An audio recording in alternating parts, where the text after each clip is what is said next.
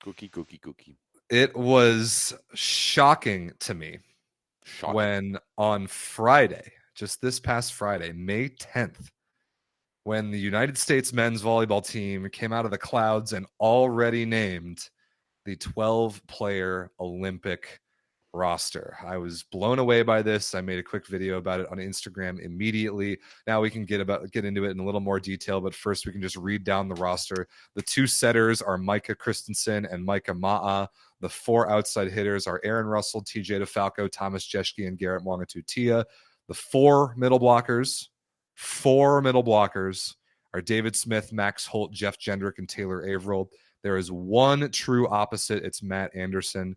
And there is one libero. Of course, it is friend of the program, Eric Shoji. Everett, you're Canadian. I have lots of thoughts about this, but I want to hear yours. First of all, what do you think about this roster and the fact that they diverted away from the normal breakdown of positions that so many teams go with? Most teams go with two opposites and three middles. The U.S. went with one opposite and four middles. What do you think about that piece of it? I thought it was a surprising move. I really did. And I know how reliable Matt Anderson has been, and I know how good he's been this season too, right? Like, this has been a really, really good Matt Anderson season this year for Zero Up Bank. But like, what are they going to do? Like, are past week one, but like, is this going to be the roster that we're going to see in VNL? Like, that's going to be one of the biggest questions for me. Because to me, I know the answer is yes, starting week 2. To me, yeah, okay. Going to be team week 1 is what I've heard. To me, which is great, which means we're going to get the A team in Ottawa, which is exactly what we want. Yeah. To me, it does seem like Sparrow went down the path of who deserves it the most, right? And when you look at that core of middles that the USA has, there's no team in the world that has 4 middles that are almost as interchangeable as the United States has, right? And you go down that roster. Like, personally, I was thinking that if you're going to go away from someone, like if you're going to go to 3, I would probably shave off Jeff Jendrick, and not because he isn't deserving, but I just think that the work that Taylor Averill has put in over the past of the 4 years, like, it was well known how disappointed he was after not making the roster for Tokyo, right? Like, and Averill has objectively had better club seasons the last 3 years than Jendrick has. It's really not like Averill has had better club seasons the past 3 years than on paper.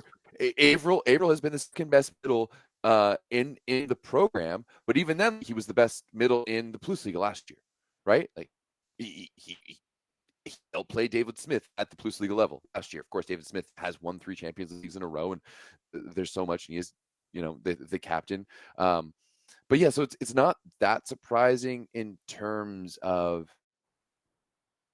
Sproul went with loyalty. And also, I think that Sproul went with locker room vibes. That is for sure. I think that, like, I definitely don't want to call Taylor Averill and Jeff Jendrick personality hires, because they're not. But they're two guys who, like, bring up the level, and just like the levity, especially another guy like Micah Ma'a. So yeah, like, this is the last kick at the can for this team. And at the end of the day, I think that none of the opposites really truly earned a spot, and really show that they could be kind of a next level guy that could step in and be a game changer. Because at the end of the day, if Matt Anderson goes down, you're way better if you're the United States to put Aaron Russell on the right side and just go 3-man, or DJ DeFalco on the right side, like we saw against France, was it 2 years ago in the VNL, and just go 3-man, right? So, but here's the deal. I've already ranted way too much about Team USA. I want to hear your thoughts. All right, I've got some. I've got several. First of all, like, the point about the opposites is you nailed it right there.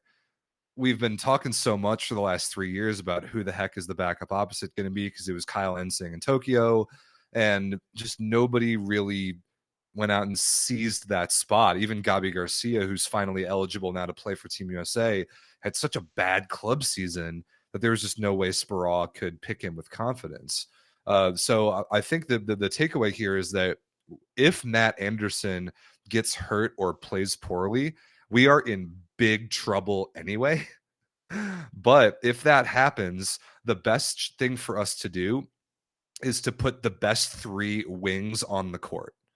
And Aaron Russell, TJ DeFalco, and Thomas Jeschke, in whatever configuration, is 3 better overall players than leaving Thomas Jeschke on the bench and picking whoever the second opposite might be. It is, by the way, Kyle Ensing, who is the official 13th alternate player named by the USA Federation, by the way. But if Anderson either goes down or is playing so badly that we have to make an emergency change, then we put a total better group of players on the floor by bringing Tom Jeschke in and keeping him there with DeFalco and Russell. So I agree with that part of it. And then it's really important to point out a couple things just a little more broadly about how teams engineer their Olympic rosters. Because, of course, the entire 4-year, in this case 3-year period, you get 14 players for every event except this one. You got to make some difficult decisions. But when it comes to the Olympics, we got to be real clear about this. When it comes to the Olympics, it is all about clearly defined roles. It is very important at the Olympics that you have clearly defined roles. You have to know exactly who your 7 starters are, and you have to know exactly what the roles are for the 5 players that start on the bench. And this is only in the perspective of 6 Olympic matches only. If you go to the gold medal game at this Olympics with the reformatting of the Olympics, you're playing 6 matches at most. And you will have bare minimum 1 day in between all your games, sometimes 2. I was looking at the schedule today for group play. Sometimes you're going to have 2 days in between your pool play games. So rest or like fatigue is not a factor at the Olympics. It's just not, especially not compared to like VNL or especially the World Championship. Fatigue is not a thing at this tournament. You're going to play your 7 starters every point of every match, at least to start. But then you have to define the roles of the 5 guys off the bench. Who's coming in as a blocking sub? Who's coming in as a serving sub? Garrett Mwanga-Tutia, for example, will be the guy who comes in and serves, passes, and plays defense. He will never see the front court at the Olympics. That's his role. Maybe like a Taylor Averill guy could be both a serving sub and a blocking sub, potentially.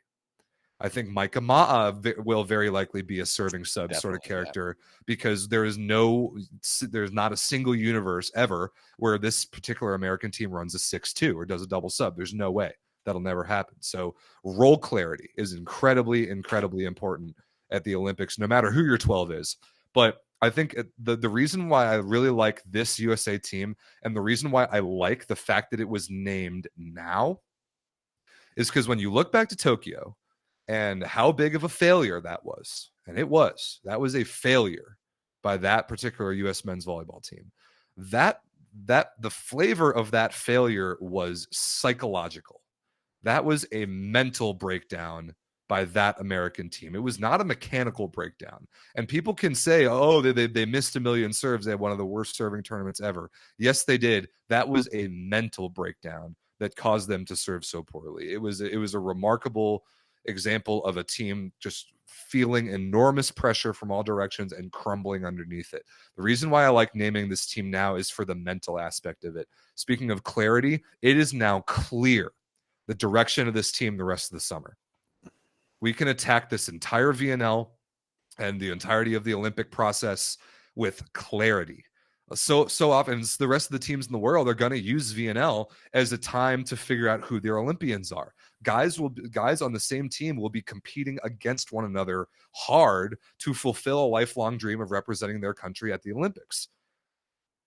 Now, though, through Nations League, that will not be happening in the United States gym. It is known who is going. It is known who is not. It is known who has what roles. And we can now attack this mentally with a really renewed sense of clarity that we haven't had before. And for that mental perspective, just totally changing the way we approach this tournament psychologically as a team, I really, really like this.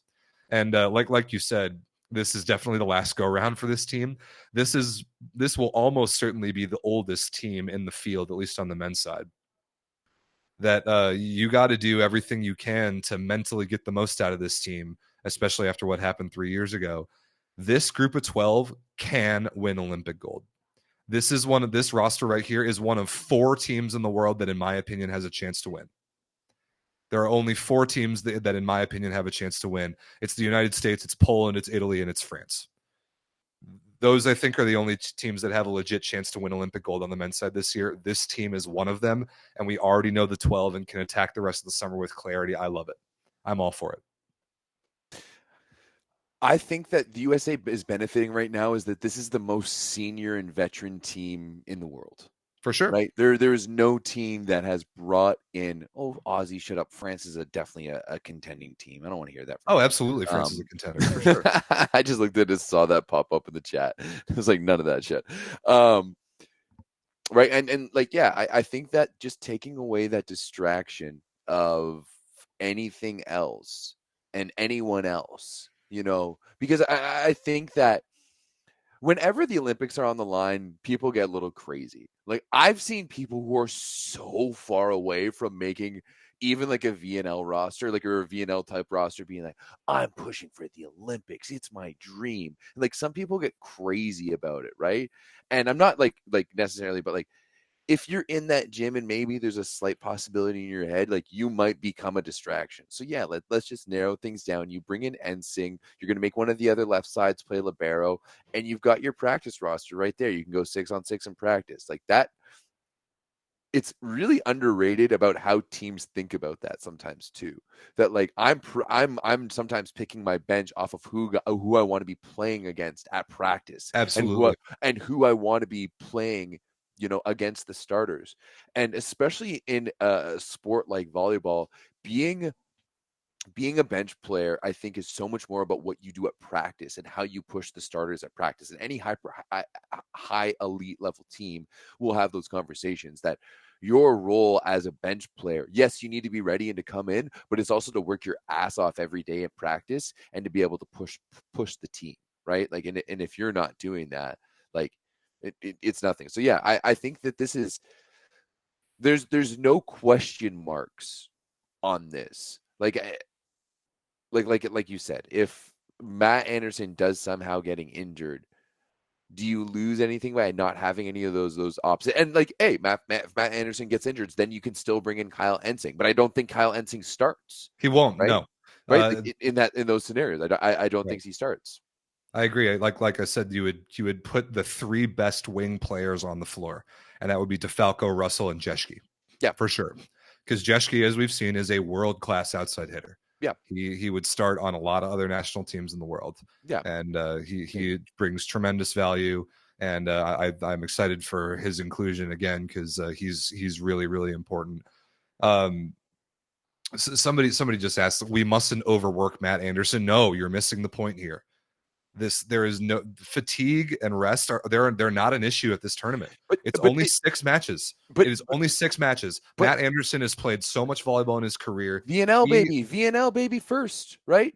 Like first and foremost, VNL, like, absolutely. Like, I want to see Sprawl work on that 3 outside hitter system, and he will in VNL. He will. Yeah, did you call him up and ask him? No. When I saw him 2 weeks ago, we were talking strictly about UCLA. I didn't want to distract him. Oh, come on. Like, I completely forgot. You had Spraw on the palm of your hand. Oh, I did. Bro. Yeah, and I talked to some other USA people about some USA things, but I didn't bother John. He was busy winning another national championship. But I told him, we'll see you in Ottawa, and I'll have more questions for you then. But speaking of questions, we've taken a big one away here. We can attack the rest of the summer with clarity. We know the 12. Ensing is the 13th. I expect starting week 2 of VNL, they will travel with those 13 guys plus a backup libero, either like D'Agostino or Mason Briggs or Tim McIntosh. Like, one of those guys will be the second libero, just for the sake of travel and practice. But starting week 2 in Ottawa, I expect it to be the guys, the Olympians that we now know for the United States men. And that is so different from how this team usually operates, and naming him this early. And it's so different from how every other team in the world is approaching this pathway towards the Olympics. And I'm just curious to see how it goes. Questions. They right? do. Yeah. Every other team has a few question marks. Like, you can go down the list, women and men. There's always like those 10, 11, 12 spots are always questions. right? Somebody says you're not winning Olympic gold with a 36-year-old Yeah, best player. I Yeah, saw that's that. that's Shut that's up. one of the dumbest takes I've Shut ever up. heard. Just absolutely shut up. Guess who won Olympic gold in 2008? The oldest team in the field, the United States men.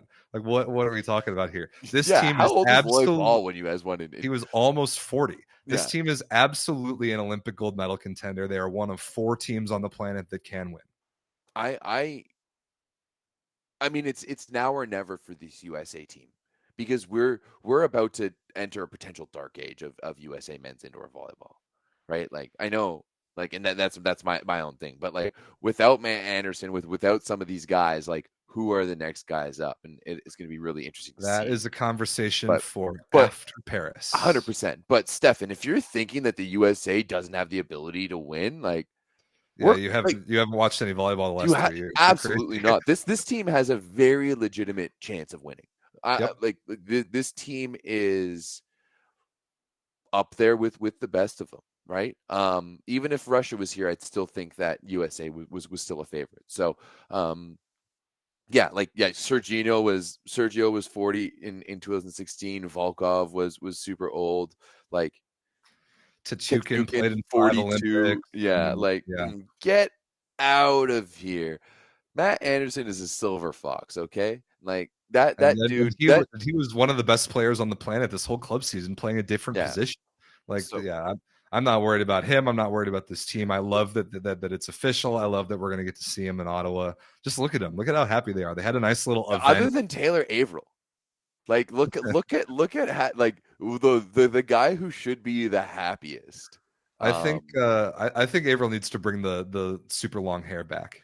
I mean, it's too late. If he, like, No, I mean, yeah, he can grow it out by Paris. All right. I think that's enough about the U.S. men. I'm really excited for this team. From what I'm hearing from within the team, we will not see these guys in Turkey week 1, but we will see these guys in Ottawa week 2. And Everett, you and I will be right there with them. yeah, absolutely stoked for Ottawa. We actually we rebooked our Airbnb today because I booked one last week, and then Airbnb sucks sometimes, but we got a great spot, and I can't wait to be back. Yeah, you won't be there for the entire week though, Rob. That's killing me right now. Well, like I know it's a necessary evil, but still killing me. All right.